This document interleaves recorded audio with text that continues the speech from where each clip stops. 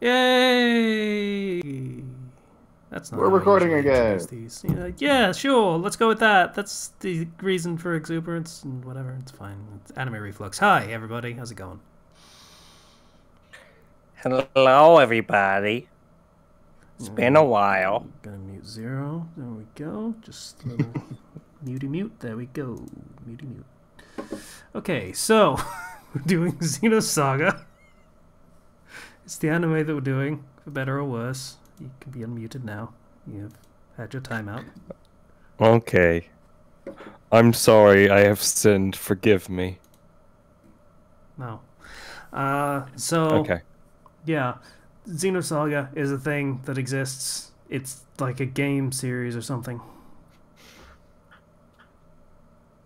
It is a okay. There's a lot of troubled development with everything that is Xeno before Xenoblade, because originally they were making the Xeno series for one company, and they didn't have the IP, and then they ended up parting ways and making the sequel, but then they couldn't legally make it a sequel, and so they had to change around names of characters even though they had similar appearances. And then Nintendo got them, and then they made Xenoblade, and then they've just been going from there. But this is based off, I believe, the one they had to make after after they parted ways with their original thing. Yeah, first it was So Xenogears, then it was Xenosaga, and then it was yeah. Xenoblade or whatever. Hmm. Yeah. So I never played Xeno Gears or Xenosaga, so I don't know much about them. I watched like one episode of Team 4 Star playing Xenogears, and then decided, holy shit, this is boring to watch. So I watched other stuff. 'Cause, Oh, I think I actually did the same. yeah. Um, so I knew nothing about this going in. I barely know anything now because I watched this 2 weeks ago, uh, and so a lot of it's gone from the brain. Was there much there? Was there much there to begin with after watching it, or was it actually fairly informative? It was decent. Yeah, I'll go with decent. Basically, Yeah. we start with a battle between a small robot and lots of big robots. And the small robot's doing all sorts of flips and kicks and beats up all the other big robots. And we have Glasses Lady, who is um, watching over all of this. And this is some sort of battle simulation for what the small robot is known called Cosmos. So they were doing simulations because Cosmos is too dangerous to bring out into the field. By the way, they're in a spaceship. Everything making sense so far?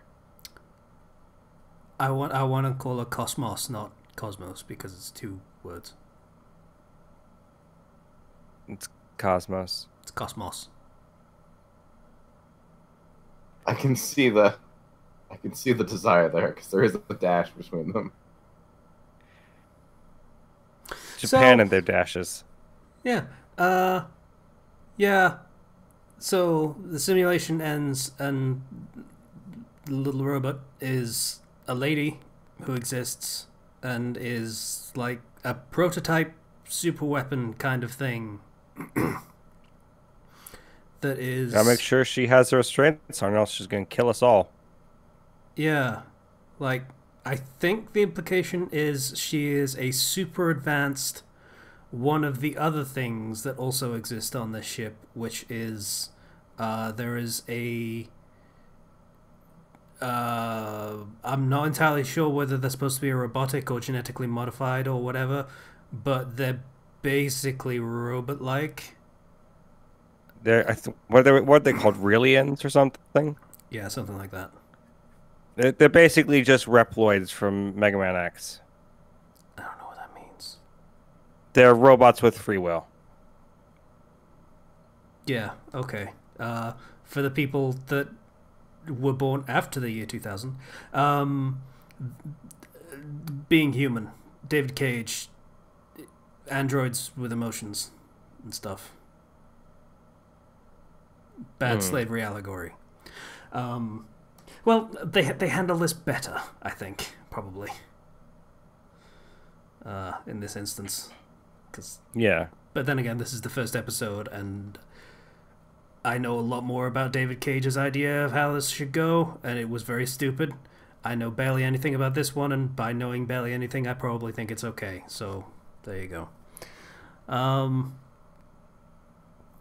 So Glasses Lady is in charge of the super secret science project looking after Cosmos, and making her good at the thing that she needs to do, which is fight the enemy aliens that exist. And we also have a scene of some dudes in spacesuits finding a gigantic golden T, I think it was. The Zohar. Yeah, they don't really explain what it is, but it turns out it's basically a beacon for the aliens. Oh no! So the fleet of human ships has to prepare for an imminent attack by the aliens, but the captain can't really do anything or say anything about it or get help because super secret missions and stuff, I think, was the implication. Mm-hmm. And we have a scene which is Glasses Lady looking after the Relians. I'm just going to use the name that Zero said. I don't know whether it's right, because 2 weeks ago. But she looks after them, and she's nice to them, and you get clued in that they're maybe a little more human and emotive than they otherwise indicate by the fact that the little girl one that exists for some reason, if you're gonna make robot people, why would you make a little girl when they're designed to be machines for war and stuff and fighters and things? But whatever. I guess the argument could be made that spies. Considering the aliens, I don't think that would work, but we'll get there. Yeah. So, yeah, she's nice to the little girl robot, and then douchebag asshole pants. I couldn't think of a snappy last name insult. That works. Token asshole comes in, and he's like, yeah, these fucking things are worthless and pieces of shit, and we should just fucking dump them because they're such trash pieces of not quite human garbage. Yeah. And then a dude... I'm a Chad. Girls like me. Yeah, a dude robot is like, excuse me, sir, but actually we are very happy to be of assistance in whatever way we possibly can because we are so good at being slaves. Basically. Yeah. So that's a thing that happens. Then aliens. Okay, alien fleet. That's a thing that's happening. They're like it's more sea creatures from in space. Yeah. Making whale sounds. Yeah. That also have fighter equivalent mini sea creatures that fly out of the aliens are weird. It's really weird. But in fairness, they're aliens, so that makes sense. So that happens, and douchebag McArsehole he's like in the human fighter squadrons, and he's like, yeah, we need to do the fighting, and I remember him actually kind of having a good point about the Relians and stuff in this instance, and explaining why he thinks the way he does, which is something like they can't fight and react and have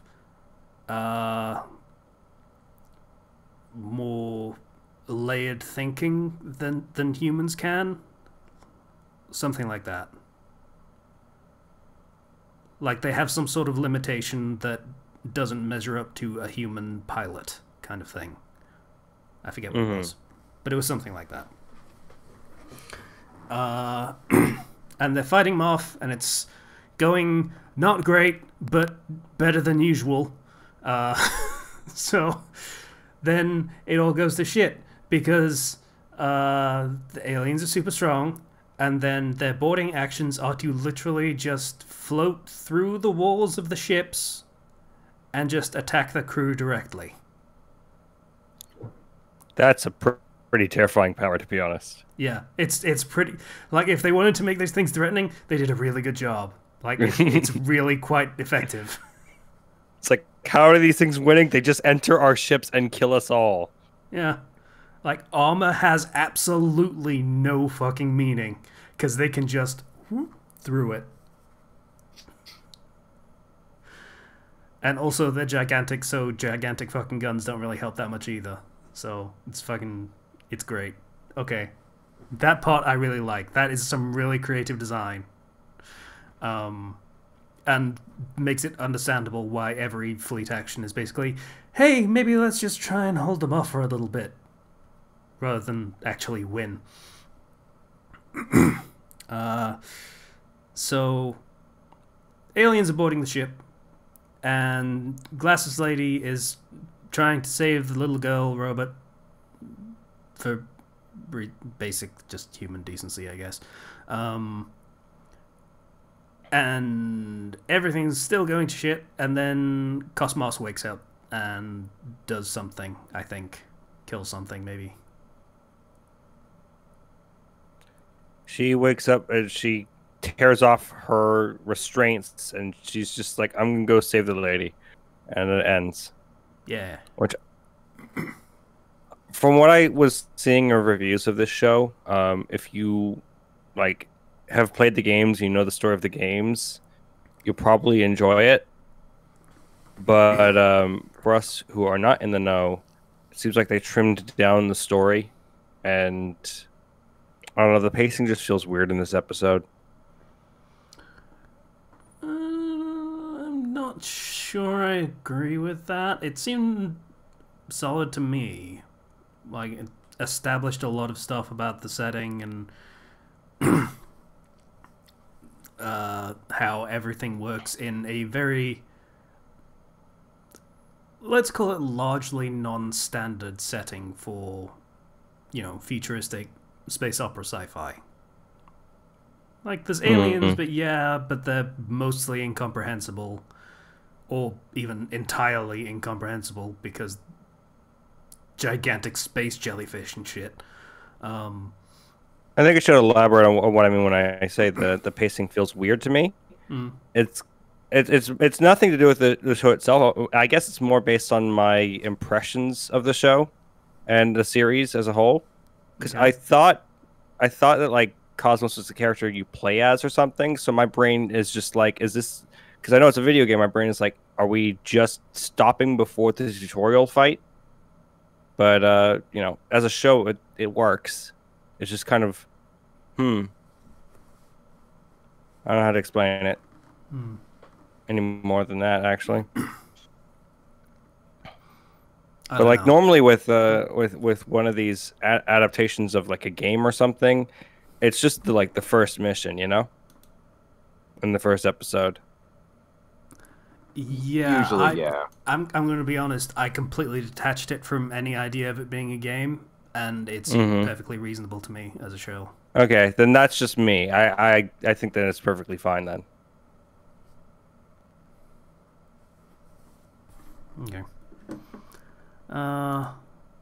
So yeah, any other thoughts?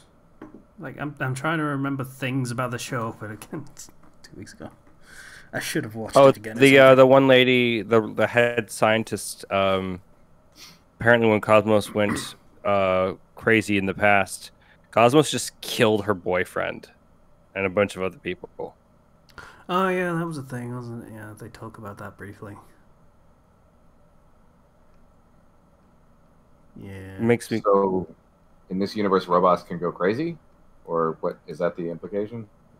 specifically Cosmos was when she got free of her restraints the last time, she went on basically a killing rampage, which is why they have her in these super huge restraints. And when she's breaking out of it at the end, she's like, she wants to go save the lady, but like the guy who's watching her break out of her restraints is just like, oh no, not again. This is the worst thing to happen. Yeah.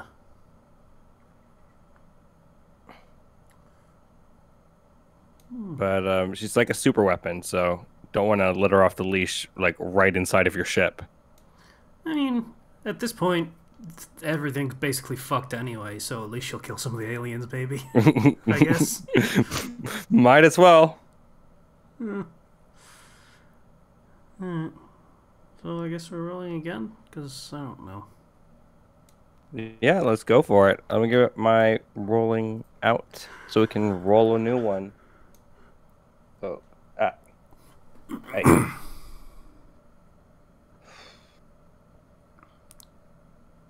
All right.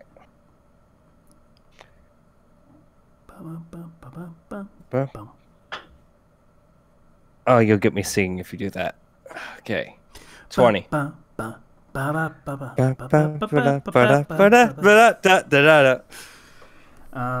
So 20 you said? 13. Yep, 20. 14, 15, 16, 17, 18, 19, 20 is... Ooh. Ooh. You. Ooh. 27. Ooh. 27. 4.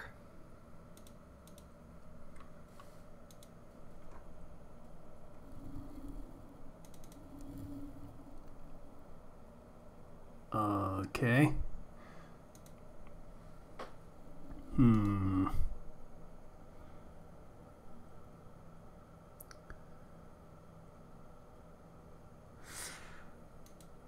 Well, as a dub, it looks very kid. Oh, wow. Okay. Maybe. This is not great. I don't know.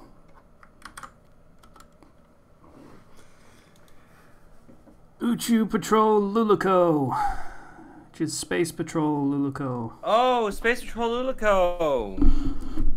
Okay. This is the trigger thing that references all the other trigger things. Oh shit, I watched all the trigger things. Okay, cool. Yes. I just realized I totally watched all of This those. is really good. I believe it's very short. So maybe watch a few episodes, but this I remember liking this a lot. The show takes place in Ogikubo, which is the name of the specially designated area in space in the Milky Way where Earthlings and aliens can live together. Luluco is a female middle school student who lives with her father, and no matter where she is, Luluco is a common supernormal girl. As she is living her normal life, one day the mysterious transfer student A Omega Nova abruptly appears before her. That meeting will change Luluco's fate. A Omega? Alpha Omega Nova or something probably. Yeah. I can't remember. I'm just gonna call him Owl. Just call him Nova. Like fucking Forgotten Realm shit. Owl. Or AO.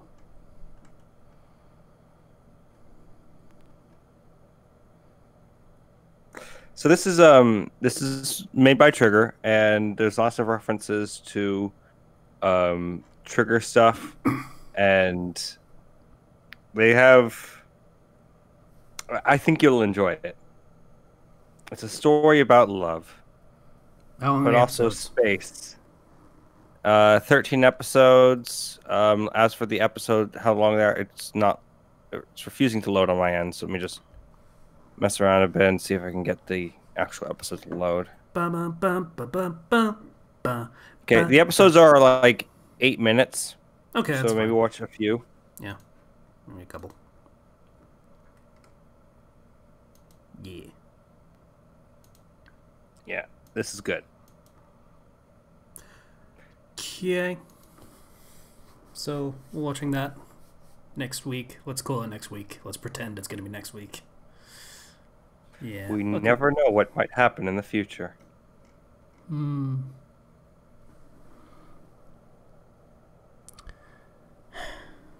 Okay, so bye everybody. Bye. See you guys.